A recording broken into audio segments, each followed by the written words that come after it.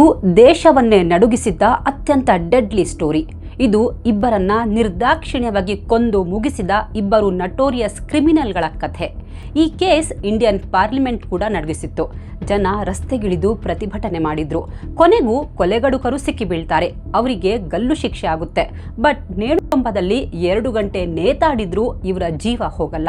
ಅಂಥ ಗಟ್ಟಿಪಿಂಡ. ಹಾಗಾದ್ರೆ ಕಾನೂನಿಗೂ ಸವಾಲೆಸೆದ ಈ ಇಬ್ಬರ ಅಂತ್ಯ ಹೇಗಾಯ್ತು? ಏನಿದು ಸ್ಟೋರಿ? ಇವರು ಕೊಂದ ಆ ಇಬ್ಬರು ಅಮಾಯಕ ಜೀವಗಳು ಯಾವುವು? ಇದೆಲ್ಲದರ ಬಗ್ಗೆ ನಮ್ಮ ಇವತ್ತಿನ ಕ್ರೈಮ್ ಸ್ಟೋರಿಯಲ್ಲಿ ಹೇಳ್ತೀವಿ. ನಾನು ಸಮೀನಾ. ಅಂದ ಹಾಗೆ ಇದು ರಂಗ ಬಿಲ್ಲಾನ ಕಥೆ. ನಮ್ಮ ಇವತ್ತಿನ ಸ್ಟೋರಿ ಸ್ಟಾರ್ಟ್ ಆಗೋದು ಡೆಲ್ಲಿಯಿಂದ. ಅವತ್ತು 26 ಆಗಸ್ಟ್ 1978 ಶನಿವಾರ. ಡೆಲ್ಲಿಯ ಧೌಲಾಕುವಾದಲ್ಲಿದ್ದ ಹೈಗ್ರೌಂಡ್ ಆಫೀಸರ್ಸ್ ಎನ್ಕ್ಲೇವ್ನಲ್ಲಿನ ಒಂದು ಮನೆಯಲ್ಲಿ ಸಂತಸ ಮನೆ ಮಾಡಿತ್ತು. ಅಂದಹಾಗೆ ಇದು Indian navy captain Madan Mohan Chopra ಮತ್ತು ಅವರ ಹೆಂಡತಿ ರೋಮಾ ಚೋಪ್ರಾ ವಾಸಿಸುವ ಮನೆ. ಅವತ್ತು ಚೋಪ್ರಾ ದಂಪತಿ ತುಂಬಾ ಎಕ್ಸೈಟ್ ಆಗಿದ್ರು. ಇಬ್ರು ಬೇಗ ಕೆಲಸ ಮುಗಿಸಿ ರೇಡಿಯೋ ಆನ್ ಮಾಡಿ ಕೂತ್ಕೋತಾರೆ. ಯಾಕಂದ್ರೆ ಅವತ್ತು ರಾತ್ರಿ 8 ಗಂಟೆಗೆ ಅವರ 16 ವರ್ಷದ ಮಗಳು ಗೀತಾ ಮತ್ತು 14 ವರ್ಷದ ಮಗ ಸಂಜಯ್ ಯುವವಾಣಿ ಕಾರ್ಯಕ್ರಮದಲ್ಲಿ ಭಾಗವಹಿಸ್ತಾ ಇದ್ರು. ಅವರ ಸಂದರ್ಶನ ಕೇಳಲು ಎಲ್ಲರೂ ಉತ್ಸುಕರಾಗಿದ್ರು. ರಾತ್ರಿ 8 ಗಂಟೆ ಆಗುತ್ತೆ. ರೇಡಿಯೋದಲ್ಲಿ ಯುವವಾಣಿ ಕಾರ್ಯಕ್ರಮದ ಸ್ಟೇಷನ್ ಐಡಿ ಪ್ಲೇ ಆಗುತ್ತೆ. ಮ್ಯೂಸಿಕ್ ಮುಗ್ದು ಕಾರ್ಯಕ್ರಮ ಸ್ಟಾರ್ಟ್ ಆಗುತ್ತೆ. ಆದರೆ ಆಶ್ಚರ್ಯ ಅಂದ್ರೆ ಕಾರ್ಯಕ್ರಮದಲ್ಲಿ ಗೀತಾಳ ವಾಯ್ಸ್ ಕೇಳಲ್ಲ. ಬೇರೆ ಯಾರೋ ಮಾತಾಡ್ತಾ ಇದ್ರು. ಇದೇನಿದು, ಬೇರೆ ಯಾವುದಾದ್ರೂ ಚಾನೆಲ್ ಟ್ಯೂನ್ ಮಾಡಿದ್ವಾ ಅಂತ ಅನ್ಕೊಂಡು ಚೋಪ್ರಾ ದಂಪತಿ ರೇಡಿಯೋ ಚೆಕ್ ಮಾಡ್ತಾರೆ. ಬಟ್ ಚಾನೆಲ್ ಕರೆಕ್ಟ್ ಆಗಿತ್ತು. ಕಾರ್ಯಕ್ರಮ ಕೂಡ ಸರಿಯಾಗೇ ಇತ್ತು. ಆದರೆ ಆ ಕಾರ್ಯಕ್ರಮದಲ್ಲಿ ಮಾತ್ರ ಅವರ ಮಕ್ಕಳು ಭಾಗಿಯಾಗಿರಲಿಲ್ಲ. ಇನ್ನೂ ಸ್ವಲ್ಪ ಹೊತ್ತು ಪ್ರೋಗ್ರಾಂ ಕೇಳಿಸ್ಕೊತಾರೆ. ಆದ್ರೂ ಅವರ ಮಕ್ಕಳ ಸಂದರ್ಶನ ಬರಲ್ಲ. ಇನ್ಫ್ಯಾಕ್ಟ್ ಮಕ್ಕಳು ಮನೆಯಿಂದ ಹೊರಡುವಾಗ, ನೀವು 9 ಗಂಟೆಗೆ ಕಾರ್ಯಕ್ರಮ ಮುಗಿಸಿ ರೇಡಿಯೋ ಸ್ಟೇಷನ್ ಗೇಟ್ ಹತ್ರ ಬಂದಿರಿ, ನಾನು ನಿಮ್ಮನ್ನ ಪಿಕ್ ಮಾಡ್ತೀನಿ ಅಂತ ಅಪ್ಪ ಕ್ಯಾಪ್ಟನ್ ಮದನ್ ಚೋಪ್ರಾ ಮಕ್ಕಳಿಗೆ ಹೇಳಿದ್ರು. ಬಟ್ ಈಗ ನೋಡಿದ್ರೆ ರೇಡಿಯೋದಲ್ಲಿ ಮಕ್ಕಳ ಕಾರ್ಯಕ್ರಮ ಬರ್ಲೇ ಇಲ್ವಲ್ಲ. ಬಹುಶಃ ಪ್ರೋಗ್ರಾಂ ಕ್ಯಾನ್ಸಲ್ ಆಗಿರಬಹುದು ಅಂತ ಸಂಸದ್ ಮಾರ್ಗ್ನಲ್ಲಿದ್ದ ಆಲ್ ಇಂಡಿಯಾ ರೇಡಿಯೋ ಆಫೀಸ್ಗೆ ಹೋಗ್ತಾರೆ. ರೇಡಿಯೋ ಸ್ಟೇಷನ್ ಗೇಟ್ ಹತ್ರ ಮಕ್ಕಳು ಇರಲಿಲ್ಲ. ಮದನ್ ಚೋಪ್ರಾ ಅವರು ಸೀದಾ ಆಫೀಸ್ ಒಳಗೆ ಹೋಗ್ತಾರೆ. ಮಕ್ಕಳ ಬಗ್ಗೆ ವಿಚಾರಿಸ್ತಾರೆ. ಅಲ್ಲಿದ್ದವರು, ಏನ್ ಸರ್ ಹೇಳ್ತಾ ಇದ್ದೀರಾ, ನಿಮ್ಮ ಮಕ್ಕಳು ಗೀತಾ ಮತ್ತು ಸಂಜಯ್ ರೇಡಿಯೋ ಸ್ಟೇಷನ್ಗೆ ಬಂದೇ ಇಲ್ಲ ಇವತ್ತು ಅಂತಾರೆ.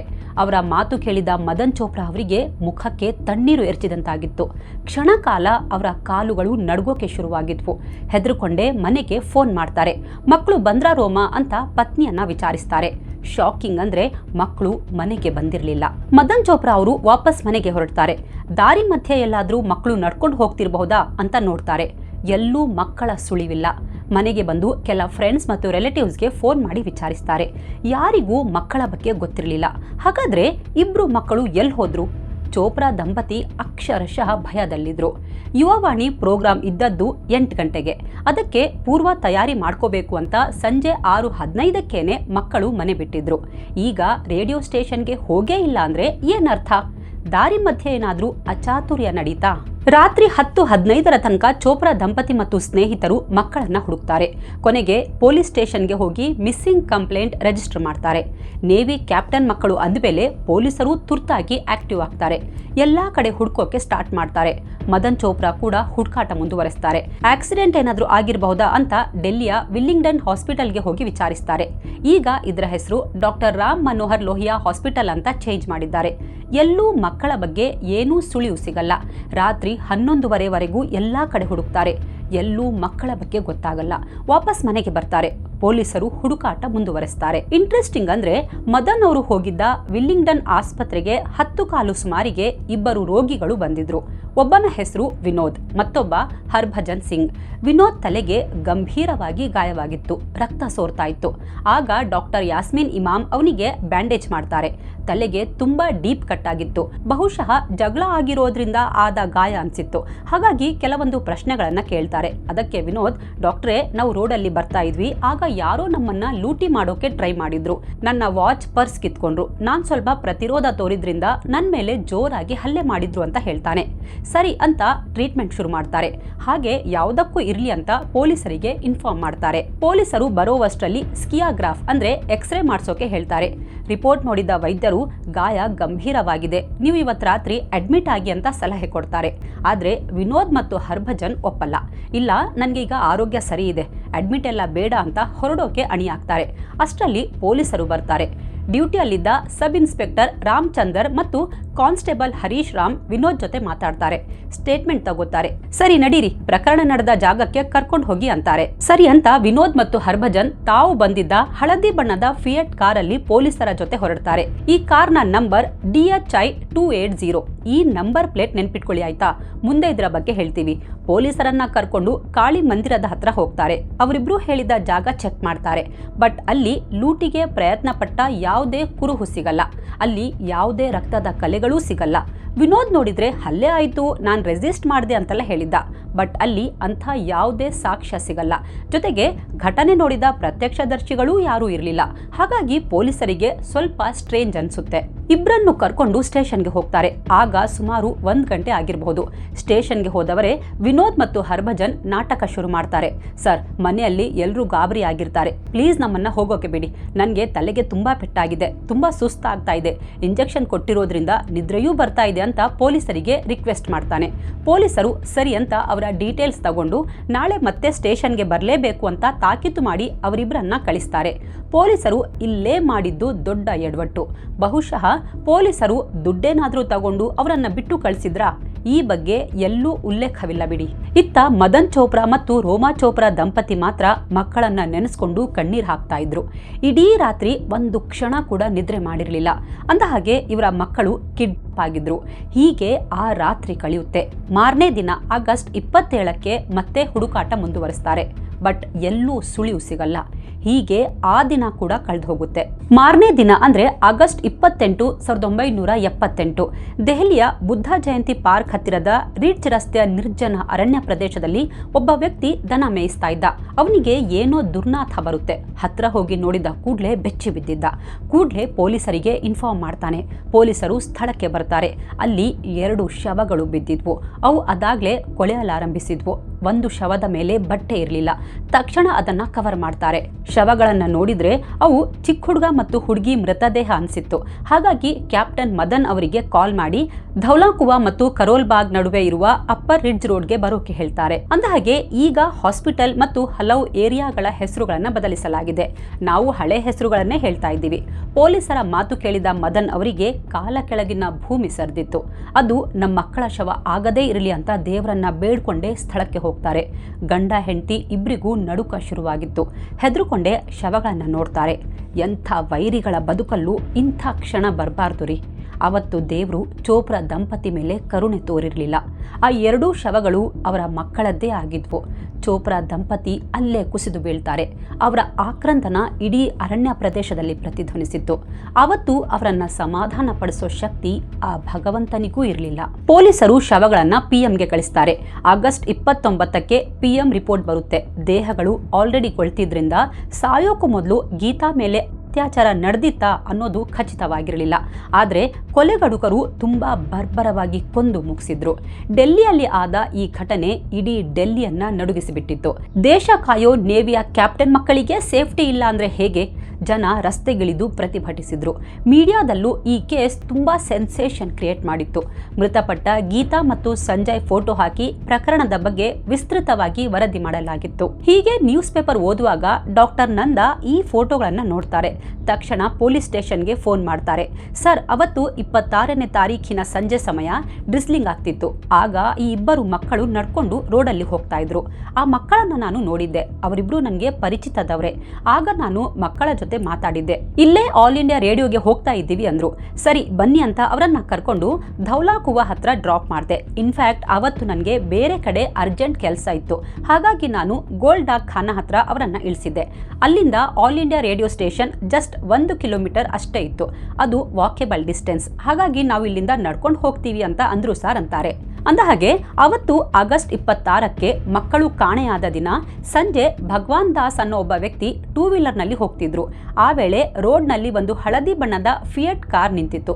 ಆ ಕಾರ್ ಹತ್ತಿರದಿಂದ ಭಗವಾನ್ ದಾಸ್ ಪಾಸ್ ಆದಾಗ ಏನೋ ಒಂದು ಡಿಫ್ರೆಂಟ್ ಸೌಂಡ್ ಕೇಳಿಸ್ತಿತ್ತು. ತಕ್ಷಣ ಭಗವಾನ್ ದಾಸ್ ತನ್ನ ಗಾಡಿ ಮುಂದೆ ಪಾರ್ಕ್ ಮಾಡಿ ನಡ್ಕೊಂಡು ಕಾರ್ ಹತ್ರ ಬರ್ತಾರೆ. ಆ ಕಾರಲ್ಲಿ 4 ಜನ ಇದ್ರು. ಕಾರ್ನ ವಿಂಡೋಸ್ ಕ್ಲೋಸ್ ಇದ್ವು. ಹಿಂದೆ ಇದ್ದ ಹುಡುಗಿ ಒಬ್ಳು ಡ್ರೈವರ್ ತಲೆ ಕೂದಲು ಹಿಡಿದು ಎಳಿತಾ ಇದ್ಲು. ಪಕ್ಕದಲ್ಲೇ ಇದ್ದ ಹುಡುಗ ಮುಂದೆ ಕೂತಿದ್ದ ಮತ್ತೊಬ್ಬನಿಗೆ ಕಾಲಲ್ಲಿ ಒದಿತಾ ಇದ್ದ. ಇದನ್ನ ಭಗವಾನ್ ನೋಡಿದ ಕೂಡಲೇ ಹೇ ಯಾರು ನೀವು ಅಂತ ಹೇಳ್ತಾ ಕಾರ್ ಡೋರ್ ಓಪನ್ ಮಾಡೋಕೆ ಹೋಗ್ತಾರೆ. ಅಷ್ಟರಲ್ಲಿ ಕಾರ್ ಫಾಸ್ಟ್ ಆಗಿ ಮೂವ್ ಆಗಿತ್ತು. ಭಗವಾನ್ ಕಾರ್ ನಂಬರ್ ನೋಟ್ ಮಾಡ್ತಾರೆ. ಅದು HRK 8930. ಹಾಗೆ ಆ ಕಾರ್ ವಿಲ್ಲಿಂಗ್ಡನ್ ಆಸ್ಪತ್ರೆ ಕಡೆಗೆ ಹೋಗಿದ್ದನ್ನು ನೋಡ್ತಾರೆ. ತಕ್ಷಣ ಈ ವಿಷಯವನ್ನ ಅವತ್ತೇ ಪೊಲೀಸರಿಗೆ ಹೇಳ್ತಾರೆ. ಆದ್ರೆ ಪೊಲೀಸರು ಭಗವಾನ್ ಕೊಟ್ಟ ಮಾಹಿತಿಯನ್ನ ಇಗ್ನೋರ್ ಮಾಡಿದ್ರು. ಆವತ್ತೇ ಸಂಜೆ ಸೀರಿಯಸ್ ಆಗಿ ಹುಡುಕಿದ್ರೆ ಬಹುಶಃ ಆ ಮಕ್ಕಳು ಬದುಕ್ತಾ ಇದ್ರು ಅನ್ಸುತ್ತೆ. ಇನ್ನೂ ವಿಪರ್ಯಾಸ ಅಂದ್ರೆ ಅವತ್ತು ಮತ್ತೊಬ್ಬ ವ್ಯಕ್ತಿ ಕೂಡ ಪೊಲೀಸರಿಗೆ ಮಕ್ಕಳ ಬಗ್ಗೆ ಮಾಹಿತಿ ನೀಡಿದ್ರು. ಇಂದ್ರಜಿತ್ ಅನ್ನೋರು, ಸರ್ ನಾನು ನನ್ನ 2 ವೀಲರ್ ನಲ್ಲಿ ಹೋಗ್ತಾ ಇದ್ದೆ. ಆಗ ಒಂದು yellow colour fiat car fast ಆಗಿ ಹೋಯ್ತು. ಆ ಕಾರಿನ ಬ್ಯಾಕ್ ಸೀಟ್ ನಲ್ಲಿ ಇಬ್ಬರು ಮಕ್ಕಳು ಸ್ಟ್ರಗಲ್ ಮಾಡೋದನ್ನ ನೋಡಿದೆ. ನಾನು ಗಾಡಿ ತಿರುಗಿಸ್ಕೊಂಡು ಸ್ವಲ್ಪ ದೂರ ಫಾಲೋ ಮಾಡಿದೆ. ಹಿಂದೆ ಕೂತಿದ್ದ ಒಬ್ಬ ಹುಡುಗ ಅವನ ಭುಜ ಮತ್ತು ಕುತ್ತಿಗೆ ಹತ್ರ ರಕ್ತ ಬರ್ತಿರೋದನ್ನ ತೋರಿಸ್ತಾ. ನಾನು ಅವರ ಕಾರ್ ನಿಲ್ಸೋಕೆ ಕೂಗಿ ಹೇಳ್ದೆ. ಅಷ್ಟರಲ್ಲಿ ಸಿಗ್ನಲ್ ಬಿತ್ತು. ನಾನು ಟ್ರಾಫಿಕ್ ನಲ್ಲಿ ಸ್ಟಕ್ ಆದೆ. ಬಟ್ ಆ ಕಾರ್ ಸಿಗ್ನಲ್ ಜಂಪ್ ಮಾಡ್ಕೊಂಡು ಹೋಯ್ತು ಸರ್ ಅಂತ ಪೊಲೀಸರಿಗೆ ಹೇಳ್ತಾರೆ. ಇಲ್ಲೂ ನಮ್ಮ ಪೊಲೀಸರ ನಿರ್ಲಕ್ಷ್ಯ ನೋಡಿ. ರೀ ಅದು ನಮ್ ವ್ಯಾಪ್ತಿಗೆ ಬರಲ್ಲ, ನೀವು ಬೇರೆ ಸ್ಟೇಷನ್ಗೆ ಹೋಗಿ ಅಂತ ಉಡಾಫಿಯಲ್ಲಿ ಹೇಳಿ ಕಳಿಸಿದ್ರು. ಕೊನೆಗೂ ಹಾಗೋ ಹೀಗೋ ಕನ್ವಿನ್ಸ್ ಮಾಡಿ ಇಂದ್ರಜಿತ್ ಒಂದು ರಿಪೋರ್ಟ್ ಬರೆಸ್ತಾರೆ. ತಾವು ನೋಟ್ ಮಾಡಿದ್ದ ನಂಬರ್ ಪ್ಲೇಟ್ ಬಗ್ಗೆಯೂ ಹೇಳ್ತಾರೆ. ಆ ನಂಬರ್ ಪ್ಲೇಟ್ MRK 8930. ಇಂದ್ರಜಿತ್ ಮತ್ತು ಭಗವಾನ್ ದಾಸ್ ಮಾತ್ರವಲ್ಲ, ಇನ್ನೂ ಕೆಲವರು ಅವತ್ತು ಮಕ್ಕಳ ಕಿಡ್ನಾಪ್ ನೋಡಿದ್ರು. ಪೊಲೀಸರಿಗೂ ಹೇಳಿದ್ರು. ಬಟ್ ಪೊಲೀಸರು ನೆಗ್ಲೆಕ್ಟ್ ಮಾಡಿದ್ರು. ಬಾಬುಲಾಲ್ ಅನ್ನೋ ವ್ಯಕ್ತಿ ಕೂಡ ಅವತ್ತು ತನ್ನ ಸೈಕಲ್ ನಲ್ಲಿ ಹೋಗುವಾಗ ಇಬ್ಬರು ಮಕ್ಕಳನ್ನ ನೋಡಿದ್ದೆ ಅಂತ ಹೇಳಿದ್ರು. ಕಾರ್ ತಡೆಯೋಕೆ ಟ್ರೈ ಮಾಡಿದೆ, ಬಟ್ ಅವರು ಫಾಸ್ಟ್ ಆಗಿ ಹೋಗ್ಬಿಟ್ರು. ನನ್ಗೆ ಯಾಕೋ ಅನುಮಾನ ಇದೆ ಅಂತ ಪೊಲೀಸ್ ಕಂಟ್ರೋಲ್ ರೂಮ್ಗೆ ಫೋನ್ ಮಾಡಿ ಹೇಳಿದ್ರಂತೆ. ಯಾವಾಗ ಮಕ್ಕಳ ಶವಗಳು ಸಿಕ್ತವೋ ಪೊಲೀಸರು ಫುಲ್ ಅಲರ್ಟ್ ಆಗಿ ಹುಡುಕಾಟ ಆರಂಭಿಸಿದ್ರು. ಆಗ ಇವೆಲ್ಲ ಮಾಹಿತಿ ತನಿಖೆ ತಂಡಕ್ಕೆ ಸಿಗುತ್ತೆ. ಅವರು ಎಲ್ಲರ ಮಾಹಿತಿ ಕಲೆಕ್ಟ್ ಮಾಡ್ತಾರೆ. ಪೊಲೀಸರ ಟೀಮ್ ಫಿಯಟ್ ಕಾರ್ ಹುಡುಕೋಕೆ ಸ್ಟಾರ್ಟ್ ಮಾಡ್ತಾರೆ. ಭಗವಾನ್ ದಾಸ್ ಹೇಳಿದ್ದ ನಂಬರ್ HRK 8930. ಇಂದ್ರಜಿತ್ ಹೇಳಿದ್ದ ನಂಬರ್ MRK 8930. ಪೊಲೀಸರು ಮೊದಲು MRK 8930 ಕಾರ್ ಹುಡುಕೋಕೆ ಸ್ಟಾರ್ಟ್ ಮಾಡ್ತಾರೆ. ಕೇಸ್ ಸೆನ್ಸೇಷನ್ ಆಗಿದ್ರಿಂದ ಪೊಲೀಸರ ಮೇಲೆ ಪ್ರೆಷರ್ ಜಾಸ್ತಿ ಆಗಿತ್ತು. ಈ ವಿಚಾರ ಪಾರ್ಲಿಮೆಂಟ್ನಲ್ಲೂ ಚರ್ಚೆ ಆಗುತ್ತೆ. ದೇಶದ ಜನ ಬೀದಿಗಿಳಿದು ಪ್ರತಿಭಟನೆ ಮಾಡ್ತಾ ಇದ್ರು. ಸರ್ಕಾರದ ಮೇಲೂ ಒತ್ತಡ ಜಾಸ್ತಿ ಆಗಿತ್ತು. ಅವತ್ತು ಆಗಸ್ಟ್ 31 ಡೆಲ್ಲಿಯ ಮಜ್ಲಿಸ್ ಪಾರ್ಕ್ ಏರಿಯಾದಲ್ಲಿ ಬೆಳ್ಳಂಬೆಳಗ್ಗೆ ಗದ್ದಲ ಉಂಟಾಗಿತ್ತು. ಯಾರೋ ಹಳದಿ ಬಣ್ಣದ ಫಿಯಟ್ ಕಾರ್ ಪಾರ್ಕ್ ಮಾಡಿ ಹೋಗ್ಬಿಟ್ಟಿದ್ರು. ಅದರ ನಂಬರ್ DHD 7034. ಅಲ್ಲಿದ್ದವರು ಪೊಲೀಸರಿಗೆ ಫೋನ್ ಮಾಡ್ತಾರೆ. ಪೊಲೀಸರು ಬಂದು ತಪಾಸಣೆ ಶುರು ಮಾಡ್ತಾರೆ. ಈ ಹಳದಿ ಬಣ್ಣದ ಕಾರ್ ಯಾರೋ ಅಶೋಕ್ ಶರ್ಮಾರದ್ದು ಅಂತ ಗೊತ್ತಾಗುತ್ತೆ. ಅವರನ್ನ ವಿಚಾರಿಸ್ತಾರೆ. ಹೌದು ಸರ್, ಹಳದಿ ಬಣ್ಣದ ಫಿಯಟ್ ಕಾರ್ ನಂದೆ, ಬಟ್ ಅದು ಕೆಲವು ದಿನಗಳ ಹಿಂದೆ ಅಷ್ಟೇ ಕಳ್ಳತನ ಆಗ್ಬಿಟ್ಟಿದೆ. ಹಾಗೆ ನನ್ನ ಕಾರ್ ನಂಬರ್ DEA 1221. ಬಟ್ ನೀವು ಹೇಳ್ತಿರೋ ನಂಬರ್ ಬೇರೆ ಸರ್ ಅಂತಾರೆ. ನಿಮ್ಮ ಹತ್ರ ಸ್ಪೇರ್ ಕೀ ಇದೆಯಾ ಅಂತ ಕೇಳ್ತಾರೆ. ಇದೆ ಸರ್ ಅಂತಾರೆ. ಸರಿ, ನೀವು ಕೀ ತಗೊಂಡು ಸ್ಪಾಟ್ಗೆ ಬನ್ನಿ ಅಂತಾರೆ. ಅಶೋಕ್ ಶರ್ಮಾ ಬಂದು ಗಾಡಿ ಸ್ಟಾರ್ಟ್ ಮಾಡ್ತಾರೆ. ಆಶ್ಚರ್ಯ ಅನ್ನುವಂತೆ ಕಾರ್ ಸ್ಟಾರ್ಟ್ ಆಗ್ಬಿಡುತ್ತೆ. ಅಲ್ಲಿಗೆ ಈ ಕಾರ್ ಅಶೋಕ್ ರದ್ದೆ ಅಂತ ಕನ್ಫರ್ಮ್ ಆಗಿತ್ತು. ಕಾರ್ ಪರಿಶೀಲನೆ ಮಾಡಿದ ಅಶೋಕ್, ಸರ್ ಕಾರಲ್ಲಿದ್ದ ಮ್ಯೂಸಿಕ್ ಸಿಸ್ಟಮ್, ಸ್ಪೀಕರ್ ಎಲ್ಲ ಗಾಯಬಾಗಿದೆ ಅಂತಾರೆ. ಅಲ್ಲಿಗೆ ಇದ್ಯಾರೋ ಕಳ್ಳರ ಕೃತ್ಯ ಅನ್ನೋದು ಅರಿವಿಗೆ ಬಂದಿತ್ತು. ಆದ್ರೂ ಮಕ್ಕಳ ಕಿಡ್ನಾಪ್ ಮತ್ತು ಕೊಲೆ ಪ್ರಕರಣದಲ್ಲೂ ಹಳದಿ ಬಣ್ಣದ ಫಿಯಟ್ ಕಾರ್ ಬಗ್ಗೆ ಉಲ್ಲೇಖ ಇದ್ದಿದ್ರಿಂದ ನಿರ್ಲಕ್ಷ್ಯ ಮಾಡೋದು ಬೇಡ ಅಂತ ಫೋರೆನ್ಸಿಕ್ ಟೀಮ್ ನ ಕರೆಸ್ತಾರೆ. ಕಾರ್ನಲ್ಲಿ ಕೆಲವು ಫಿಂಗರ್ ಪ್ರಿಂಟ್ಸ್, ಕೂದಲು, ಕೆಲ ಸಿಗರೆಟ್ ಬಡ್ಸ್, ಕಲೆ, ಮೆಡಿಸಿನ್ ಸೇರಿದಂತೆ ಒಂದು ಚೈನ್ ಕೂಡ ಸಿಗುತ್ತೆ. ಹಾಗೆ ಅದರ ಒಳಗೆ ಮತ್ತೊಂದು ನಂಬರ್ ಪ್ಲೇಟ್ ಸಿಗುತ್ತೆ. ಅದು DEA 1221. ಇದು ಅಶೋಕ್ ಶರ್ಮಾ ಕಾರ್ನ ಅಸಲಿ ನಂಬರ್ ಪ್ಲೇಟ್. ಕಾರ್ನ ಡಿಕ್ಕಿಯಲ್ಲಿ ಮತ್ತೊಂದು ನಂಬರ್ ಪ್ಲೇಟ್ ಇತ್ತು. ಅದು HRF 5411. ಆ ನಂಬರ್ ಪ್ಲೇಟ್ನ ಬ್ಯಾಕ್ ಸೈಡ್ ಕೂಡ ನಂಬರ್ ಇತ್ತು, ಬಟ್ ಅದನ್ನೂ ಉಜ್ಜಲಾಗಿತ್ತು. ಆದ್ರೂ ತುಂಬಾ ಅಬ್ಸರ್ವ್ ಮಾಡಿ ನೋಡಿದಾಗ ನಂಬರ್ ಕಾಣಿಸಿತ್ತು. ಅದು HRK 8930. ಇದೇ ನಂಬರ್ ಬಗ್ಗೆ ಅವತ್ತು ಭಗವಾನ್ ದಾಸ್ ಹೇಳಿದ್ದು. ಹಾಗೆ ಇನ್ನೊಂದು ನಂಬರ್ ಪ್ಲೇಟ್ ಸಿಗುತ್ತೆ. ಅದು DHI 280. ಈ ನಂಬರ್ ನೆನಪಿದ್ಯಾ? ಎಸ್, ಇದೇ ನಂಬರ್ನ ಕಾರಲ್ಲಿ ಅವತ್ತು ರಾತ್ರಿ ವಿನೋದ್ ಮತ್ತು ಹರ್ಭಜನ್ ಸಿಂಗ್ ಆಸ್ಪತ್ರೆಗೆ ಹೋಗಿದ್ದು. ಹಾಗಾದ್ರೆ ಇದೇ ಕಾರ್ನಲ್ಲಿ ಮಕ್ಕಳನ್ನ ಕಿಡ್ನಾಪ್ ಮಾಡಲಾಗಿತ್ತಾ? ಹರ್ಭಜನ್ ಮತ್ತು ವಿನೋದ್ ಯಾರು? ಅವರೇ ಕಿಡ್ನಾಪರ್ಸ್ ಮತ್ತು ಕಿಲ್ಲರ್ಗಳ? ಅವರನ್ನ ಪೊಲೀಸರು ಯಾಕೆ ಸುಮ್ಮನೆ ಹೋಗೋಕೆ ಬಿಟ್ರು? ಮಾರನೇ ದಿನ ಮತ್ತೆ ಸ್ಟೇಷನ್ಗೆ ಬನ್ನಿ ಅಂದಿದ್ರಲ್ಲ, ಅವ್ರು ಬಂದ್ರ ಅಂದ ಹಾಗೆ ಅವತ್ತು ರಾತ್ರಿ ವಿಲ್ಲಿಂಗ್ಡನ್ ಆಸ್ಪತ್ರೆಯಲ್ಲಿ ಇವರಿಬ್ರು ಬಂದ ಹೋದ ಬಳಿಕವೇ ಮಕ್ಕಳ ತಂದೆ ಮದನ್ ಚೋಪ್ರಾ ಹೋಗಿ ವಿಚಾರಿಸಿದ್ರು. ಬಹುಶಃ ಈ ಇಬ್ರು ಹೊರಗೆ ಹೋಗುವಾಗ ಮದನ್ ಚೋಪ್ರಾ ಇವರನ್ನ ಕ್ರಾಸ್ ಮಾಡ್ಕೊಂಡೇ ಹೋಗಿರ್ಬೇಕು, ಗೊತ್ತಿಲ್ಲ. ಹಾಗೆ ಅವತ್ತು ರಾತ್ರಿ ಇವರಿಬ್ಬರನ್ನ ಠಾಣೆಗೆ ಕರೆಸಿ ವಿಚಾರಿಸಿ ವಾಪಸ್ ಮನೆಗೆ ಕಳಿಸಿದಾಗ ಇವರ ಅಡ್ರೆಸ್ ನೋಟ್ ಮಾಡಿದ್ರು. ಮಾರನೇ ದಿನ ಇವರಿಬ್ರು ಮತ್ತೆ ಠಾಣೆಗೆ ಬರೋದೇ ಇಲ್ಲ. ಅದಕ್ಕೆ ಪೊಲೀಸ್ ಕಾನ್ಸ್ಟೇಬಲ್ ಒಬ್ರು ಇವರು ಕೊಟ್ಟಿದ್ದ ಅಡ್ರೆಸ್ಗೆ ಹೋಗಿ ವಿಚಾರಿಸಿದ್ರು. ಬಟ್ ಅದು ಫೇಕ್ ಅಡ್ರೆಸ್ ಆಗಿತ್ತು. ಸರಿ ಬಿಡುವಂತ ಪೊಲೀಸರು ಉದಾಸೀನ ಮಾಡಿದ್ರು. ಹಾಗಾದ್ರೆ ಈ ವಿನೋದ್ ಮತ್ತು ಹರ್ಭಜನ್ ಈಗೆಲ್ಲಿದ್ದಾರೆ? ಇವರಿಗೂ ಈ ಕೇಸ್ಗೂ ಏನ್ ಸಂಬಂಧ? ಇದು ಮಾಯಾನಗರಿ ಮುಂಬೈ. 70ರ ದಶಕದಲ್ಲಿ ಮುಂಬೈನಲ್ಲಿ ಇಬ್ಬರು ಕುಖ್ಯಾತ ಖದೀಮರಿದ್ರು. ಅವರ ಹೆಸರು ರಂಗಾ ಬಿಲ್ಲಾ. ಇವರಿಬ್ರು ಕಾರ್ ಕಳ್ತನ ಮಾಡೋದು, ಅದರ ಸ್ಪೇರ್ ಪಾರ್ಟ್ಸ್ ತೆಗೆದು ಮಾರೋದು ಮಾಡ್ತಾ ಇದ್ರು. ಅಷ್ಟೇ ಅಲ್ಲದೆ ದರೋಡೆ, ಸುಲಿಗೆ, ಬೇರೆ ಕಳ್ಳತನದಂತಹ ಕೇಸ್ಗಳು ಇವರ ಮೇಲಿದ್ವು. ಈ ರಂಗ ಬಿಂದಾಸ್ ವ್ಯಕ್ತಿತ್ವದವನಾಗಿದ್ದ. ಹಾಗೆ ಬಾಲಿವುಡ್ನಿಂದ ತುಂಬಾ ಪ್ರಭಾವಿತನಾಗಿದ್ದ. ಸಾಲದ್ದಕ್ಕೆ ತನ್ನ ಹೆಸರನ್ನ ತಾನೇ ರಂಗಾ ಖುಷ್ ಅಂತ ಇಟ್ಕೊಂಡಿದ್ದ. ಇನ್ನು ಬಿಲ್ಲಾ ಇವನ ಕ್ರೈಮ್ ಪಾರ್ಟ್ನರ್ ಆಗಿದ್ದ. ಇಬ್ರು ಒಟ್ಟಿಗೆ ಎಲ್ಲಾ ಕ್ರಿಮಿನಲ್ ಕೆಲಸಗಳನ್ನ ಮಾಡ್ತಾ ಇದ್ರು. ಹಲವು ಬಾರಿ ಪೊಲೀಸರಿಗೆ ಅತಿಥಿಗಳಾಗಿದ್ರು. ಜೈಲ್ಗೆ ಹೋಗಿ ಬರೋದು ಇವರಿಗೆ ಮಾವನ ಮನೆಗೆ ಹೋಗಿ ಬಂದಂತೆ ಆಗಿತ್ತು. ಯಾವಾಗ ಡೆಲ್ಲಿಯಲ್ಲಿ ಯೆಲ್ಲೋ ಕಲರ್ ಫಿಯಟ್ ಕಾರ್ ಸಿಕ್ತೋ, ಇಲ್ಲೂ ಕೂಡ ಒಂದೇ ಕಾರ್ ಬೇರೆ ಬೇರೆ ನಂಬರ್ ಪ್ಲೇಟ್ ಹಾಕೊಂಡು ಓಡಾಡಿರೋದು ಗೊತ್ತಾಗಿತ್ತು. ಹೀಗಾಗಿ ತನಿಖೆ ಮಾಡ್ತಿದ್ದ ಕೆಲವು ಅಧಿಕಾರಿಗಳಿಗೆ ಈ ರಂಗಾ ಬಿಲ್ಲಾ ಮೇಲೆ ಅನುಮಾನ ಮೂಡುತ್ತೆ. ಬಹುಶಃ ಈ ಪ್ರಕರಣದಲ್ಲಿ ಅವರ ಕೈವಾಡ ಇರಬಹುದಾ ಅಂತ ಯೋಚಿಸ್ತಾರೆ. ಆ ಆಂಗಲ್ ಕೂಡ ಎಕ್ಸ್ಪ್ಲೋರ್ ಮಾಡೋಕೆ ಮುಂದಾಗ್ತಾರೆ. ತಕ್ಷಣ ಮುಂಬೈ ಪೊಲೀಸರಿಗೆ ಕಾಲ್ ಮಾಡಿ ಬಿಲ್ಲಾ ರಂಗಾ ಬಗ್ಗೆ ವಿಚಾರಿಸ್ತಾರೆ. ಬಟ್ ಈ ನಟೋರಿಯಸ್ಗಳು ಒಂದೇ ಕಡೆ ಇರ್ತಾ ಇರಲಿಲ್ಲ. ಹಾಗಾಗಿ ರಂಗಾ ಬಿಲ್ಲಾ ಸದ್ಯ ಎಲ್ಲಿದ್ದಾರೆ, ಏನ್ ಮಾಡ್ತಿದ್ದಾರೆ ಯಾರಿಗೂ ಗೊತ್ತಿರಲಿಲ್ಲ. ಪೊಲೀಸರ ಬಳಿ ಈಗ ವಿನೋದ್, ಹರ್ಭಜನ್, ಬಿಲ್ಲಾ ಮತ್ತು ರಂಗಾ ಹೀಗೆ 4 ಹೆಸರಿದ್ವು. ಜೊತೆಗೆ ಯೆಲ್ಲೋ ಫಿಯಟ್ ಕಾರ್. ತನಿಖೆ ಮಾಡಿದ ಪೊಲೀಸರಿಗೆ ಅವತ್ತು ರಾತ್ರಿ ಆಸ್ಪತ್ರೆಗೆ ಬಂದು ಬ್ಯಾಂಡೇಜ್ ಮಾಡಿಸಿಕೊಂಡ ವಿನೋದ್ ಮತ್ತು ಹರ್ಭಜನ್ ಇದೇ ಬಿಲ್ಲಾ ರಂಗಾ ಅನ್ನೋದು ಕನ್ಫರ್ಮ್ ಆಗುತ್ತೆ. ಈಗ ಪೊಲೀಸರ ಅನುಮಾನದ ರಡಾರ್ನಲ್ಲಿ ಬಿಲ್ಲಾ ರಂಗಾ ಇದ್ರು. ಅದಕ್ಕೆ ಪೊಲೀಸರು ರಂಗಾ ಮತ್ತು ಬಿಲ್ಲಾನ ಫೋಟೋಸ್ ಪೇಪರ್ನಲ್ಲಿ ಹಾಕಿಸ್ತಾರೆ. ಇವರ ಬಗ್ಗೆ ಮಾಹಿತಿ ಸಿಕ್ಕರೆ ಪೊಲೀಸರಿಗೆ ತಿಳಿಸಿ ಅಂತ ಪ್ರಕಟಣೆ ಹೊರಡಿಸ್ತಾರೆ. ಹಲವು ದಿನ ಕಳೆಯುತ್ತೆ. ಹೀಗಿರುವಾಗ ಅವತ್ತು ಸೆಪ್ಟೆಂಬರ್ 8 ಡೆಲ್ಲಿಯಿಂದ ಸುಮಾರು 200 ಕಿಲೋಮೀಟರ್ ದೂರ ಒಂದು ಇನ್ಸಿಡೆಂಟ್ ನಡೆಯುತ್ತೆ. ಕಾಲ್ಕಾ ಮೇಲ್ ರೈಲು ಹೌರಾದಿಂದ ಆಗ್ರಾ ಮಾರ್ಗವಾಗಿ ಡೆಲ್ಲಿಗೆ ಸಂಚರಿಸ್ತಾ ಇತ್ತು. ಆ ಟ್ರೈನ್ನಲ್ಲಿ ಒಂದು ಮಿಲಿಟರಿ ಬೋಗಿ ಇತ್ತು. ಅದರೊಳಗೆ ಇಬ್ರು ಓಡ್ ಬಂದು ಹತ್ಕೋತಾರೆ. ಆಗ ಮಿಲಿಟರಿ ಅಧಿಕಾರಿಗಳು, ಹೇ, ಇದು ಮಿಲಿಟರಿ ರಿಸರ್ವೇಶನ್ ಬೋಗಿ, ಇದರಲ್ಲಿ ಸಾಮಾನ್ಯ ಜನ ಹತ್ತೋ ಹಾಗಿಲ್ಲ ಅಂತಾರೆ. ಅದಕ್ಕೆ ಆ ಇಬ್ರು, ನಾವು ಮಿಲಿಟರಿ ಅವರೇ ಅಂತ ಢೋಂಗಿ ಬಿಡ್ತಾರೆ. ಬಟ್ ಯೋಧರಿಗೆ ಇವ್ರ ಮೇಲೆ ಡೌಟ್ ಬರುತ್ತೆ. ಕೆಲವು ಪ್ರಶ್ನೆ ಕೇಳಿ ಐಡಿ ತೋರ್ಸಕ್ಕೆ ಹೇಳ್ತಾರೆ. ಅವರು ಖದೀಮರು, ಸೊ ಅವ್ರ ಹತ್ರ ಐಡಿ ಎಲ್ಲಿಂದ ಬರಬೇಕು ಹೇಳಿ? ಆದ್ರೂ ಮಿಲಿಟರಿ ಅವರಿಗೆ ದಬಾಯಿಸೋಕೆ ಮುಂದಾಗ್ತಾರೆ. ನಮ್ಮ ಆರ್ಮಿ ಅವರು ಬಿಡ್ತಾರೆ ಹೇಳಿ? ಇಬ್ಬರಿಗೂ ಸರಿಯಾಗಿ ಗೂಸ ಕೊಡ್ತಾರೆ. 4 ತದಕಿ ಹಗ್ಗದಿಂದ ಕಟ್ ಹಾಕ್ತಾರೆ. ಇದೇ ಮಿಲಿಟರಿ ಟೀಮ್ನಲ್ಲಿ ಅವತ್ತು ಲಾನ್ಸ್ ನಾಯಕ್ A.V. ಶೆಟ್ಟಿ ಮತ್ತು ಗುರು ತೇಜ್ ಸಿಂಗ್ ಇದ್ರು. ಅವರು ಹಿಂದಿ ನ್ಯೂಸ್ ಪೇಪರ್ ಓದ್ತಾ ಇರುವಾಗ ಅದರಲ್ಲಿ ಮೋಸ್ಟ್ ವಾಂಟೆಡ್ ಅಂತ ಒಂದು ಫೋಟೋ ಇತ್ತು. ಅವರ ಟೀಮ್ ಹಿಡಿದು ಕಟ್ಟಾಕಿದ್ದ ಒಬ್ಬ ವ್ಯಕ್ತಿ ಜೊತೆ ಆ ಫೋಟೋ ಮ್ಯಾಚ್ ಆಗಿತ್ತು. ಯೋಧರು ಮತ್ತೆ 4 ಬಿಗಿದು ವಿಚಾರಿಸ್ತಾರೆ. ಆಗ ಇಬ್ರು, ಹೌದು, ನಾವು ಬಿಲ್ಲಾ ಮತ್ತು ರಂಗಾ ಖುಷ್ ಅಂತ ಹೇಳ್ತಾರೆ. ನಂತರ ಮುಂದಿನ ಸ್ಟೇಷನ್ ಬಂದಾಗ ಅಲ್ಲಿ ರೈಲ್ವೆ ಪೊಲೀಸರಿಗೆ ಎಲ್ಲಾ ವಿಚಾರ ಹೇಳಿ ತಾವು ಹಿಡಿದಿದ್ದ ಬಿಲ್ಲಾ ರಂಗಾನನ್ನ ಅವರ ಸುಪರ್ದಿಗೆ ನೀಡ್ತಾರೆ. ಅಲ್ಲಿಂದ ಡೆಲ್ಲಿ ಪೊಲೀಸರು ಬಿಲ್ಲಾ ಮತ್ತು ರಂಗಾನನ್ನ ಅರೆಸ್ಟ್ ಮಾಡ್ತಾರೆ. ಇವರ ಬಳಿ ಇದ್ದ ಬ್ಯಾಗ್ನಲ್ಲಿ ಒಂದು ಚಿಕ್ಕ ತಲ್ವಾರ್, ಬೇರೆ ಬೇರೆ ಖತರ್ನಾಕ್ ಆಯುಧ, ಸಿಕ್ತ ಬಟ್ಟೆಗಳು ಸಿಕ್ಕಿದ್ವು. ಎಲ್ಲವೂ ಪ್ರಮುಖ ಸಾಕ್ಷ್ಯಗಳಾಗಿದ್ವು. ರಂಗಾ ಬಿಲ್ಲಾ ಏನೋ ಸಿಕ್ಕಿದ್ರು. ಬಟ್ ಚೋಪ್ರಾ ಮಕ್ಕಳ ಕಿಡ್ನಾಪ್ ಮತ್ತು ಕಿಲ್ಲಿಂಗ್ ನಲ್ಲಿ ಇವರ ಪಾತ್ರ ಇದೆಯಾ? ಇವ್ರ್ಯಾಕೆ ಹೀಗೆ ಮಾಡಿದ್ರು ಅನ್ನೋದಿನ್ನೂ ಕ್ಲಿಯರ್ ಆಗಿರಲಿಲ್ಲ. ಪೊಲೀಸರು ವಿಚಾರಣೆ ತೀವ್ರಗೊಳಿಸ್ತಾರೆ. ಇಬ್ಬರನ್ನು ಸೆಪರೇಟ್ ರೂಮಲ್ಲಿ ಕೂರಿಸಿ ವಿಚಾರಣೆ ಮುಂದುವರಿಸ್ತಾರೆ. ಈ ಇಬ್ಬರು ಭಲೇ ಚಾಲಾಕಿಯಾಗಿದ್ರು. ಕಾನೂನಿನ ಕಣ್ಣಿಗೆ ಮಣ್ಣೆರೆಚೋ ಪ್ಲಾನ್ನಲ್ಲಿದ್ರು. ಹೀಗಿರುವಾಗ ರಂಗಾ, ನಾನು ಕನ್ಫೆಷನ್ ಸ್ಟೇಟ್ಮೆಂಟ್ ಕೊಡ್ತೀನಿ ಅಂತಾನೆ.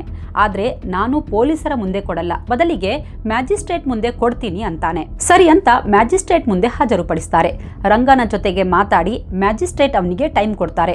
ನಂತರ ರಂಗಾ ತನ್ನ ಸ್ವ ಇಚ್ಛೆಯಿಂದ ಮ್ಯಾಜಿಸ್ಟ್ರೇಟ್ ಮುಂದೆ ಕನ್ಫೆಷನ್ ರೆಕಾರ್ಡ್ ಮಾಡ್ತಾನೆ. ಇದಾಗಿ ಸ್ವಲ್ಪ ದಿನಗಳ ನಂತರ ಬಿಲ್ಲಾ ಕೂಡ ಕನ್ಫೆಸ್ ರೆಕಾರ್ಡ್ ಮಾಡ್ತಾನೆ. ಆದರೆ ಇಬ್ಬರ ಸ್ಟೇಟ್ಮೆಂಟ್ನಲ್ಲಿ ಡಿಫರೆನ್ಸ್ ಇತ್ತು. ಅವತ್ತು ನವೆಂಬರ್ 20 ರಂಗಾ ಇದ್ದಕ್ಕಿದ್ದಂತೆ ನಾನು ನನ್ನ ಸ್ಟೇಟ್ಮೆಂಟ್ ರಿಟರ್ನ್ ತಗೋತೀನಿ ಅಂತಾನೆ. 1 ವಾರದ ಬಳಿಕ ಬಿಲ್ಲಾ ಕೂಡ ಸ್ಟೇಟ್ಮೆಂಟ್ ರಿಟರ್ನ್ ತಗೋತೀನಿ ಅಂತಾನೆ. ನಾವಿಬ್ರು ನಮ್ಮ ಸ್ವಇಚ್ಛೆಯಿಂದ ಕನ್ಫೆಸ್ ಮಾಡಿಲ್ಲ, ಪೊಲೀಸರು ನಮಗೆ ಫೋರ್ಸ್ ಮಾಡಿದ್ರು, ತುಂಬಾ ಹೊಡೆದ್ರು, ನಮ್ಮಿಂದ ಬಲವಂತವಾಗಿ ಕನ್ಫೆಷನ್ ರೆಕಾರ್ಡ್ ಮಾಡಿಸಿದ್ರು ಅಂತ ಆರೋಪ ಮಾಡ್ತಾರೆ. ಅಲ್ಲದೆ ನಾವು ಈ ಕೊಲೆ ಮಾಡೇ ಇಲ್ಲ, ನಾವು ಬರೀ ಕಳ್ಳರು, ಕಾರ್ ಕಳ್ತನ ಜೊತೆಗೆ ಚಿಕ್ಕ ಪುಟ್ಟ ಕಳ್ತನ ಮಾಡ್ತೀವಿ ಅಷ್ಟೇ. ಆದ್ರೆ ಡೆಲ್ಲಿ ಪೊಲೀಸರಿಗೆ ಈ ಕೇಸ್ ಸಾಲ್ವ್ ಮಾಡಲೇಬೇಕು ಅನ್ನೋ ಪ್ರೆಷರ್ ಇರೋದ್ರಿಂದ ನಮ್ಮನ್ನ ಸಿಕ್ಕಿಸೋಕೆ ನೋಡ್ತಿದ್ದಾರೆ. ನಮ್ಮ ಹತ್ರ ಯಾವುದೇ ಆಯುಧಗಳು ಸಿಕ್ಕಿಲ್ಲ, ಇದೆಲ್ಲ ಪೊಲೀಸರೇ ಪ್ಲಾಂಟ್ ಮಾಡಿರೋದು ಅಂದ್ಬಿಡ್ತಾರೆ. ಅಲ್ಲಿಗೆ ತಾವೇ ಕನ್ಫೆಷನ್ ಸ್ಟೇಟ್ಮೆಂಟ್ ಕೊಟ್ಟು ಈಗ ತಾವೇ ಉಲ್ಟಾ ಹೊಡೆದಿದ್ರು. ಹಾಗಾದ್ರೆ ಇವರ ಪ್ಲಾನ್ ಏನಾಗಿತ್ತು? ಇವರು ಕೊಟ್ಟ ಸ್ಟೇಟ್ಮೆಂಟ್ ತುಂಬಾ ಡಿಸ್ಟರ್ಬಿಂಗ್ ಆಗಿದೆ. ಅದಕ್ಕೆ ಅದನ್ನ ಪೂರ್ತಿ ನಿಮ್ಗೆ ಹೇಳ್ತಾ ಇಲ್ಲ, ಕೆಲವೊಂದನ್ನ ಮಾತ್ರ ಹೇಳ್ತೀವಿ ನೋಡಿ. ಮೊದಲು ರಂಗ ಹೇಳಿಕೆ ಕೊಡ್ತಾನೆ. ಸರ್, ನನ್ನ ಹೆಸರು ರಂಗ ಖುಷ್, ಇದನ್ನ ನಾನೇ ಇಟ್ಕೊಂಡ ಹೆಸರು. ನನ್ನ ನಿಜವಾದ ಹೆಸರು ಕುಲ್ಜೀತ್ ಸಿಂಗ್, ನನಗೆ 24 ವರ್ಷ. ನಾನು ಮತ್ತು ಬಿಲ್ಲಾ ಬಾಂಬೆಯಲ್ಲಿ ಕಾರ್ ಕಳ್ತನ ಮಾಡಿ ಡೆಲ್ಲಿಗೆ ಬಂದ್ವಿ. ನಾವಿಬ್ರು ಕಿಡ್ನಾಪ್ ಪ್ಲಾನ್ ಮಾಡಿದ್ವಿ. ಆಲ್ರೆಡಿ ಎಲ್ಲ ಪ್ಲಾನ್ ಮಾಡಿ ಕಾರ್ ಡೋರ್ಗಳನ್ನ ಒಳಗಿಂದ ಓಪನ್ ಮಾಡೋಕೆ ಆಗದೆ ಇರೋ ಥರ ಸೆಟ್ ಮಾಡಿದ್ವಿ ಸರ್. ಅವತ್ತು ಆಗಸ್ಟ್ 26, 1978 ಶನಿವಾರ ಸಂಜೆ ಹೊತ್ತು ಗೀತಾ ಮತ್ತು ಸಂಜಯ್ ನಡ್ಕೊಂಡು ಹೋಗ್ತಿರೋದನ್ನ ನೋಡಿದ್ವಿ. ಇವರನ್ನೇ ಕಿಡ್ನಾಪ್ ಮಾಡೋಣ ಅಂತ ಡಿಸೈಡ್ ಮಾಡಿದ್ವಿ. ನಮ್ಮ ಅದೃಷ್ಟಕ್ಕೆ ಅವರಾಗೆ ನಮ್ಮ ಹತ್ರ ಬಂದು ನಮ್ಮನ್ನ ಸ್ವಲ್ಪ ದೂರ ಡ್ರಾಪ್ ಮಾಡ್ತೀರಾ ಅಂತ ಕೇಳಿದ್ರು. ಇಬ್ರು ಇಂಗ್ಲಿಷ್ನಲ್ಲಿ ಮಾತಾಡ್ತಾ ಇದ್ರು. ಅವರ ಡ್ರೆಸ್ ನೋಡಿದ್ರೆ ಯಾರೋ ದೊಡ್ಡ ಮನೆಯವರು ಅನಿಸ್ತು. ಅದಕ್ಕೆ ಅಪಹರಿಸಿ ಇವರ ಮನೆಯವರಿಂದ ಸಾವಿರಾರು ರೂಪಾಯಿ ಡಿಮ್ಯಾಂಡ್ ಮಾಡಬಹುದು ಅಂತ ಮನದಲ್ಲೇ ಲೆಕ್ಕ ಹಾಕಿದ್ವಿ. ಸರಿ ಬನ್ನಿ ಡ್ರಾಪ್ ಮಾಡ್ತೀವಿ ಅಂತ ಅವರನ್ನ ಕಾರಲ್ಲಿ ಕೂರಿಸ್ಕೊಂಡ್ವಿ. ಅವರು ಹೋಗ್ಬೇಕಿದ್ದ ಜಾಗಕ್ಕೆ ಹೋಗದೆ ಬೇರೆಡೆಗೆ ಕಾರ್ ತಿರುಗಿಸಿದ್ವಿ. ಅದು ಗೊತ್ತಾದ ಕೂಡಲೇ ಅವರಿಬ್ರು ಪ್ರಶ್ನೆ ಮಾಡಿದ್ರು. ನಾನು ಅವರಿಗೆ ಗದರಿ ಕೂರಿಸಿದೆ. ಅವರು ಕಾರಿಂದ ಇಳಿಯೋಕೆ ಪ್ರಯತ್ನ ಪಟ್ರು. ಬಟ್ ನಾವು ಅದಾಗ್ಲೇ ಒಳಗಿಂದ ಹ್ಯಾಂಡಲ್ ಕಿತ್ತಾಕಿದ್ವಿ. ಆ ಹುಡುಗಿ ನನ್ನ ಕೂದಲು ಎಳೆಯೋಕೆ ಸ್ಟಾರ್ಟ್ ಮಾಡಿದ್ಲು. ಆ ಹುಡುಗ ಕೂಡ ನಮ್ಮ ಮೇಲೆ ಹಲ್ಲೆ ಮಾಡಿದ್ದ. ಆಗ ಬಿಲ್ಲಾ ಒಂದು ಹರಿತವಾದ ವಸ್ತುವಿಂದ ಸಂಜಯ್ ಶೋಲ್ಡರ್ ಹತ್ರ ಇರಿದುಬಿಟ್ಟ. ಸುರಿಯೋಕೆ ಆರಂಭಿಸಿತ್ತು. ಇದನ್ನ ಒಬ್ಬ ಸ್ಕೂಟರ್ನವನು ನೋಡಿದ್ದ. ಆ ಸರ್ದಾರ್ಜಿ ನಮ್ಮನ್ನ ಫಾಲೋ ಮಾಡಿಕೊಂಡು ಸ್ವಲ್ಪ ದೂರ ಬಂದ. ಬಟ್ ಅವನಿಂದ ತಪ್ಪಿಸ್ಕೊಂಡು ಫಾಸ್ಟ್ ಆಗಿ ಹೋದ್ವಿ ಅಂತಾನೆ. ಅಂದ್ರೆ ಆವತ್ತು ಇದನ್ನ ನೋಡಿದ್ದು ಇಂದ್ರಜಿತ್. ಸರ್, ನಾನು ಬಿಲ್ಲಾಗೆ ಹೇಳ್ದೆ ಮಕ್ಕಳನ್ನ ಇಲ್ಲೇ ಬಿಟ್ಬಿಡೋಣ ಅಂತ. ಆದ್ರೆ ಬಿಲ್ಲಾ ಕೇಳಲಿಲ್ಲ. ಅದಕ್ಕೆ ಕಾರ್ ಇನ್ನಷ್ಟು ಫಾಸ್ಟ್ ಆಗಿ ಓಡಿಸ್ಕೊಂಡು ಹೋದೆ. ಸ್ವಲ್ಪ ಹೊತ್ತಿನ ಬಳಿಕ ಇಬ್ರು ನಮ್ಮ ಕಂಟ್ರೋಲ್ಗೆ ಬಂದ್ರು ಸರ್ ಅಂತಾನೆ. ಆಮೇಲೆ ನಾವು ಕಾರ್ ಪಾರ್ಕ್ ಮಾಡಿದ್ವಿ. ಆ ಹುಡುಗ ಸಂಜಯ್ ದಾಹ ಆಗ್ತಿದೆ ಅಂದ. ಅವನಿಗೆ ಕೋಲ್ಡ್ ಡ್ರಿಂಕ್ ತಂದ್ಕೊಟ್ವಿ. ಅವನು ಬೇಡ ಅಂದ. ಆಮೇಲೆ ಆ ಹುಡುಗಿ ಅವನಿಗೆ ಐಸ್ ಕ್ರೀಮ್ ತಂದ್ಕೊಡಿ ಅಂದ್ಲು ಸರ್ ಅಂತಾನೆ. ಕಾರ್ ನಂಬರ್ ಯಾರಾದ್ರೂ ನೋಟ್ ಮಾಡಿರ್ತಾರೆ ಅಂತ ಗೊತ್ತಿತ್ತು. ಅದಕ್ಕೆ ನಾನು ಕಾರ್ನ ನಂಬರ್ ಪ್ಲೇಟ್ ಚೇಂಜ್ ಮಾಡಿದೆ. ಆಗ್ಲೂ ಬಿಲ್ಲಾಗೆ ಹೇಳ್ದೆ ಸರ್ ಈ ಮಕ್ಕಳನ್ನ ಇಲ್ಲೇ ಬಿಟ್ಬಿಡೋಣ ಅಂತ. ಬಟ್ ಬಿಲ್ಲಾ ನನ್ನ ಮಾತು ಕೇಳಿಲ್ಲ. ಕೈ ಸನ್ನೆ ಮಾಡಿ ಇವರನ್ನ ಮುಗಿಸ್ಬಿಡೋಣ ಅಂದ ಸರ್ ಅಂತ ರಂಗ ಹೇಳ್ತಾನೆ. ನಾನು ಆ ಹುಡುಗಿ ಗೀತಾ ಜೊತೆಗೆ ಮಾತಾಡ್ದೆ. ಅವರ ಫ್ಯಾಮಿಲಿ ಬಗ್ಗೆ ಕೇಳಿದೆ. ಅವಳು ನನ್ನ ತಂದೆ ನೇವಿಯಲ್ಲಿದ್ದಾರೆ ಅಂದ್ಲು. ತಂದೆ ಮಿಲಿಟರಿ ಆಫೀಸರ್ ಅಂತ ಗೊತ್ತಾದ ಕೂಡಲೇ ನಮ್ಮಿಬ್ಬರಿಗೆ ಭಯ ಆಗೋಯ್ತು. ಬಿಸ್ನೆಸ್ ಮ್ಯಾನ್ ಮಕ್ಕಳಾದ್ರೆ ಸುಲಭವಾಗಿ ಹಣ ವಸೂಲಿ ಮಾಡಬಹುದು. ಆದರೆ ನೇವಿ ಆಫೀಸರ್ ಮಕ್ಕಳು ಅಂದ್ರೆ ಇಡೀ ಮಿಲಿಟರಿ ಮತ್ತು ಪೊಲೀಸರೇ ನಮ್ಮ ಹಿಂದೆ ಬೀಳ್ತಾರೆ ಅಂತ ಭಯ ಆಯ್ತು. ಗೀತಾ, ಅಂಕಲ್ ಪ್ಲೀಸ್ ನಮ್ಮನ್ನ ಬಿಟ್ಬಿಡಿ ಅಂತ ಅಳ್ತಿದ್ಲು ಸಾರ್ ಅಂತಾನೆ. ಮತ್ತೆ ಕಾರ್ ತಗೊಂಡು ಹೋಗಿ ಒಂದು ನಿರ್ಜನ ಪ್ರದೇಶದಲ್ಲಿ ನಿಲ್ಲಿಸಿದ್ವಿ. ಗೀತಾಗೆ, ನೋಡು ಒಬ್ಬ ಜ್ಯೂಲ್ರಿ ಅವನು ಕಾರಲ್ಲಿ ಬರ್ತಾನೆ, ನೀನು ಅವನ ಕಾರ್ ನಿಲ್ಲಿಸಿ ಲಿಫ್ಟ್ ಕೇಳು. ಅವನು ನಿಲ್ಲಿಸಿದ ಮೇಲೆ ನಾವು ನಿಮ್ಮಿಬ್ಬರನ್ನ ಬಿಟ್ಟು ಕಳಿಸ್ತೀವಿ ಅಂದೆ. ನಂತರ ನಾನು ಕಾರಿಂದ ಇಳಿದು ಸಂಜಯ್ನ ಸ್ವಲ್ಪ ದೂರ ಜೊತೆಯಲ್ಲಿ ಕರ್ಕೊಂಡು ಹೋದೆ. ಆಗ ಬಿಲ್ಲಾ ಸಂಜಯ್ನ ಮುಗಿಸ್ಬಿಡು ಅಂದ. ಬಟ್ ನನಗೆ ಕೈಕಾಲು ನಡುಗ್ತಾ ಇದ್ವು. ಇದನ್ನು ನೋಡಿ ಬಿಲ್ಲಾ ನನ್ನ ಮೇಲೇ ಚೀರಾಡ್ದ. ಒಂದು ಸಣ್ಣ ಕೆಲಸ ಮಾಡೋಕ್ಕಾಗಲ್ವಾ ನಿನಗೆ ಅಂತ ಬೈದು ನನ್ನ ಕೈಯಲ್ಲಿದ್ದ ತಲ್ವಾರ್ ತಗೊಂಡು ಸಂಜಯ್ ಮೇಲೆ ಹಲ್ಲೆ ಮಾಡ್ದ. ಅವನನ್ನ ಅಲ್ಲೇ ಮುಗಿಸಿಬಿಟ್ಟ ಸರ್. ಬಿಲ್ಲಾ ಎಷ್ಟು ಕೋಪದಲ್ಲಿದ್ದ ಅಂದ್ರೆ ಅವತ್ತು ಅವನು ನನ್ನನ್ನೂ ಮುಗಿಸ್ಬಿಡ್ತಾನೆ ಅನಿಸ್ತಿತ್ತು. ನಂತರ ಶವವನ್ನ ಬೇಗ ಎಲ್ಲಾದ್ರೂ ಪೊದೆಯಲ್ಲಿ ಬಿಸಾಕು ಅಂದ. ನಾನು ದೂಸರ ಮಾತಾಡದೆ ಶವ ಪೊದೆಗಳಲ್ಲಿ ಬಿಸಾಕಿ ಅದರ ಮೇಲೆ ಎಲೆಗಳನ್ನ ಮುಚ್ಚಿಬಿಟ್ಟೆ ಸರ್. ನಾನು ಆ ಕೆಲಸ ಮುಗಿಸಿ ಕಾರ್ ಹತ್ರ ಹೋದಾಗ ಆ ಹುಡುಗಿ ವಿವಸ್ತ್ರವಾಗಿ ಕೂತಿದ್ಲು, ಅಳ್ತಾ ಇದ್ಲು. ಬಿಲ್ಲಾ ಅವಳ ಮೇಲೆ ಅತ್ಯಾಚಾರಕ್ಕೆ ಪ್ರಯತ್ನಿಸಿದ್ದ. ನನ್ನ ನೋಡಿ ನೀನೂ ಬಾ ಅಂದ. ಬಟ್ ನಾನು ಸ್ವಲ್ಪ ದೂರ ಹೋಗಿ ಅವಳು ಕಿರ್ಚ್ತಾ ಇರೋದು ಕೇಳಿಸ್ತಾ ಇದೆಯಾ ಅಂತ ಚೆಕ್ ಮಾಡಿದೆ. ಅವಳ ವಾಯ್ಸ್ ಅಲ್ಲಿವರೆಗೆ ಕೇಳ್ತಾ ಇರಲಿಲ್ಲ. ಅದಕ್ಕೆ ಮತ್ತೆ ನಾನು ವಾಪಸ್ ಬಂದೆ. ಬಟ್ ಆಗ ಇದ್ದಕ್ಕಿದ್ದಂತೆ ಗೀತಾ ಅಲ್ಲೇ ಇದ್ದ ಪಾನ್ ಎತ್ಕೊಂಡು ಜೋರಾಗಿ ತಲೆಗೆ ಹಲ್ಲೆ ಮಾಡಿಬಿಟ್ಲು. ಅಲ್ಲಿಂದ ಓಡೋಕೆ ಆರಂಭಿಸಿದ್ಲು. ಆದ್ರೆ ಅವಳು ಮೇನ್ ರೋಡ್ ರೀಚ್ ಆಗೋ ಮೊದಲೇ ನಾನು ಹಿಡ್ಕೊಂಡೆ. ಬಿಲ್ಲಾ ಕೋಪದಲ್ಲಿ ಅವಳನ್ನು ಮುಗಿಸ್ಬಿಡು ಅಂದ. ನಾನು ಗೀತಾಳನ್ನ ಪುಸಲಾಯಿಸ್ದೆ. ನೋಡು, ನಿನ್ ತಮ್ಮ ಅಲ್ಲಿ ಒಬ್ನೇ ಕೂತಿದ್ದಾನೆ, ಅಳ್ತಾ ಇದ್ದಾನೆ, ನೀನ್ ಅವನನ್ನ ಬಿಟ್ಟು ಹೋಗ್ತೀಯಾ, ಬಾ ಅವನ ಹತ್ರ ಕರ್ಕೊಂಡು ಹೋಗ್ತೀನಿ ಅಂತ ಹೇಳ್ದೆ. ನನ್ನ ಮಾತು ನಂಬಿ ಅವಳು ಜೊತೆಗೆ ಸುಮ್ಮನೆ ಬಂದ್ಲು. ಬಟ್ ಬಿಲ್ಲಾ ಅವಳನ್ನು ಮುಗಿಸ್ಬಿಟ್ಟ ಸರ್. ನಂತರ ಅವಳ ಶವವನ್ನ ಪೊದೆಯೊಳಗೆ ಎಸ್ಬಿಟ್ವಿ ಸರ್ ಅಂತ ತಾವು ಮಾಡಿದ ಪರಮ ನೀಚ ಕೃತ್ಯದ ಬಗ್ಗೆ ರಂಗ ಹೇಳ್ತಾನೆ. ಇದಾದ ಮೇಲೆ ಮತ್ತೆ ಕಾರ್ ನಂಬರ್ ಪ್ಲೇಟ್ ಚೇಂಜ್ ಮಾಡಿ ಸ್ವಲ್ಪ ಕ್ಲೀನ್ ಮಾಡಿದ್ವಿ. ನಂತರ ಹೋಗಿ ಪೆಟ್ರೋಲ್ ಹಾಕ್ಸಿದ್ವಿ. ಆಮೇಲೆ ಆಸ್ಪತ್ರೆಗೆ ಹೋಗಿ ಫೇಕ್ ಹೆಸರು ಹೇಳ್ಕೊಂಡು ಟ್ರೀಟ್ಮೆಂಟ್ ತಗೊಂಡಿದ್ದು, ಆಮೇಲೆ ಪೊಲೀಸರು ವಿಚಾರಿಸಿದ್ದು, ಅವರನ್ನು ಯಾಮಾರಿಸಿದ್ರ ಬಗ್ಗೆ ಎಲ್ಲ ಡೀಟೇಲ್ ಆಗಿ ರಂಗ ತನ್ನ ಸ್ಟೇಟ್ಮೆಂಟ್ ನಲ್ಲಿ ಹೇಳಿದ್ದ. ಇನ್ನು ಬಿಲ್ಲಾ ಕೂಡ ಸ್ಟೇಟ್ಮೆಂಟ್ ದಾಖಲಿಸಿದ್ದ. ಸರ್, ನನ್ನ ಹೆಸರು ಬಿಲ್ಲಾ, ಇದು ನಾನೇ ಇಟ್ಕೊಂಡ ಹೆಸರು, ನನ್ನ ಅಸಲಿ ಹೆಸರು ಜಸ್ಬೀರ್ ಸಿಂಗ್ ಅಂತ ಹೇಳಿದ್ದ. ಇಂಟ್ರೆಸ್ಟಿಂಗ್ ಅಂದ್ರೆ ರಂಗ ಹೇಳಿದ್ದ ಅಷ್ಟೂ ವಿಷಯ ಬಿಲ್ಲಾನು ಸೇಮ್ ಟು ಸೇಮ್ ಹೇಳಿದ್ದ. ಆದ್ರೆ ರಂಗ ತನ್ನ ಸ್ಟೇಟ್ಮೆಂಟ್ ನಲ್ಲಿ ಎಲ್ಲೆಲ್ಲಿ ಬಿಲ್ಲಾ ಬಗ್ಗೆ ಆರೋಪ ಮಾಡಿದ್ನೋ ಅದೆಲ್ಲ ನಾನಲ್ಲ, ರಂಗ ಮಾಡಿದ್ದು ಅಂತ ಹೇಳಿದ್ದ. ಅಂದ್ರೆ ಆ ಹುಡುಗಿಯನ್ನ ಕೆಡ್ಸೋಕೆ ಹೇಳಿದ್ದೇ ರಂಗ. ಸಂಜಯ್ ನನ್ನ ಕೊಂದಿದ್ದು ರಂಗಾನೇ ಅಂತಾನೆ. ಜೊತೆಗೆ ಗೀತಾ ಪಾನ್ ತಗೊಂಡು ನನ್ನ ಮೇಲೆ ಹಲ್ಲೆ ಮಾಡಿದಾಗ ನಾನು ಪ್ರಜ್ಞೆ ತಪ್ಪಿ ಬಿದ್ಬಿಟ್ಟೆ. ಎಚ್ಚರ ಆದಾಗ ರಂಗ ಆ ಹುಡುಗಿಯ ಜೊತೆಗೆ ಮಿಸ್ಬಿಹೇವ್ ಮಾಡ್ತಾ ಇದ್ದ, ಅವನೇ ಅವಳನ್ನ ಮುಗಿಸಿದ್ದು ಅಂತ ಹೇಳಿದ್ದ. ಅಂದ್ರೆ ಈ ಇಬ್ಬರು ಕೇಡಿಗಳು ಒಬ್ಬರ ಮೇಲೆ ಒಬ್ರು ಆರೋಪ ಮಾಡಿದ್ರು.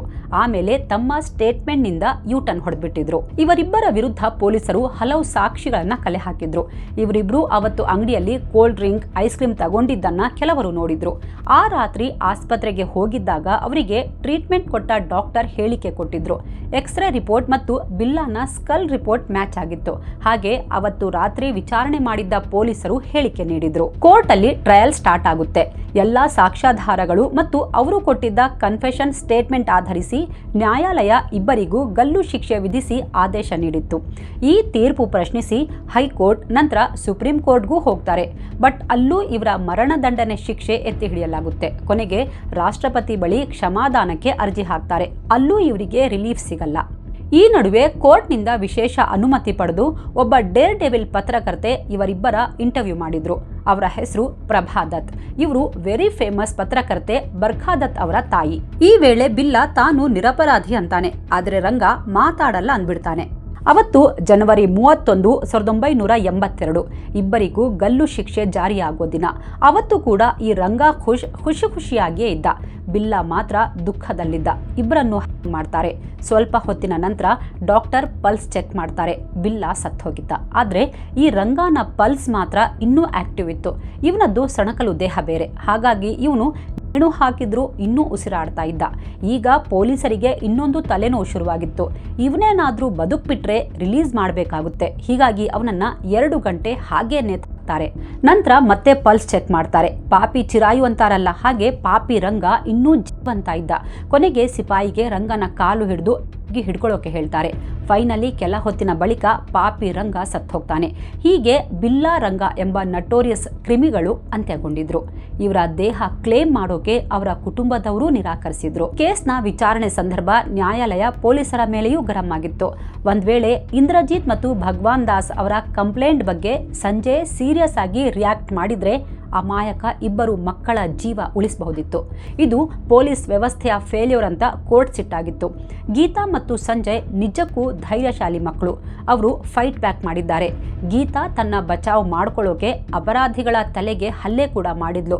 ಇವರ ಈ ಧೈರ್ಯ, ಶೌರ್ಯ ಶ್ಲಾಘಿಸುವ ಸಲುವಾಗಿ 5 ಏಪ್ರಿಲ್ 1981ರಲ್ಲಿ ಭಾರತ ಸರ್ಕಾರ ಇಬ್ಬರೂ ಮಕ್ಕಳಿಗೆ ಮರಣೋತ್ತರವಾಗಿ ಭಾರತದ ಅತ್ಯುನ್ನತ ಸೇನಾ ಗೌರವಗಳಲ್ಲಿ ಒಂದಾದ ಕೀರ್ತಿ ಚಕ್ರ ಪ್ರಶಸ್ತಿಯನ್ನ ನೀಡಿ ಗೌರವಿಸಿತು. ಇಲ್ಲಿಂದ 16 ವರ್ಷದ ಕೆಳಗಿನ ಮಕ್ಕಳಿಗೆ 2 ವಿಶೇಷ ಅವಾರ್ಡ್ ಪರಿಚಯಿಸಲಾಯಿತು. ಗೀತಾ ಚೋಪ್ರಾ ಅವಾರ್ಡ್ ಮತ್ತು ಸಂಜಯ್ ಚೋಪ್ರಾ ಅವಾರ್ಡ್. ಅಸಾಧಾರಣ ಧೈರ್ಯ ಮತ್ತು ಸಾಹಸ ಪ್ರದರ್ಶಿಸುವ ಒಬ್ಬ ಬಾಲಕ ಮತ್ತು ಬಾಲಕಿಗೆ ಈ ಪ್ರಶಸ್ತಿಯನ್ನ ನೀಡಿ ಗೌರವಿಸಲಾಗುತ್ತೆ.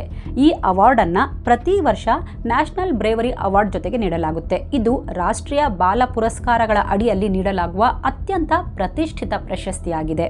ನಾವು ಈ ಸ್ಟೋರಿ ಮಾಡುವಾಗ ತುಂಬಾ ಸಂಕಟ ಆಯಿತು. ಇಡೀ ಎಪಿಸೋಡ್ನಲ್ಲಿ ಆ ಮಕ್ಕಳ ಫೇಸ್ ಕಣ್ಮುಂದೆ ಕಾಣಿಸ್ತಾ ಇತ್ತು.